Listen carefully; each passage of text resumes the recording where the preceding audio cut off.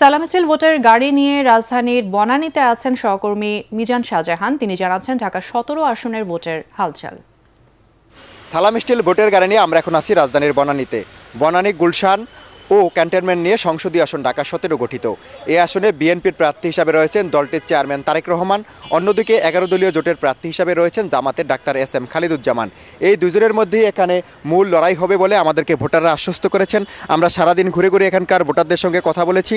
তারা বলছেন যে এই আসনে যেরকম গুলশান, বনানী অভিজাত এলাকা, একই সাথে এখানে করাইল সহ বেশ কয়েকটি বস্তি রয়েছে। যদিও এর মধ্যে এখানের প্রার্থীরা আশ্বাস দিয়েছেন যে তারা নির্বাচিত হলে এই বস্তিগুলোকে অভিজাত ফ্ল্যাট তৈরি করা হবে। ভূমিকম্প সহনীয় মোস্ট ডিউরেবল দেশের প্রথম থার্মেক্স রড সালাম স্টিল। সালাম স্টিল বোঝে ডিউরেবিলিটি। সালাম স্টিল মোস্ট ডিউরেবল স্টিল। এখানকার ভোটাররা বলছেন যে শুধুমাত্র ফ্ল্যাট তৈরি করে উন্নত আবাসন ব্যবস্থা করলেই হবে না, তাদেরকে কর্মসংস্থানের সুযোগ তৈরি করে দিতে হবে।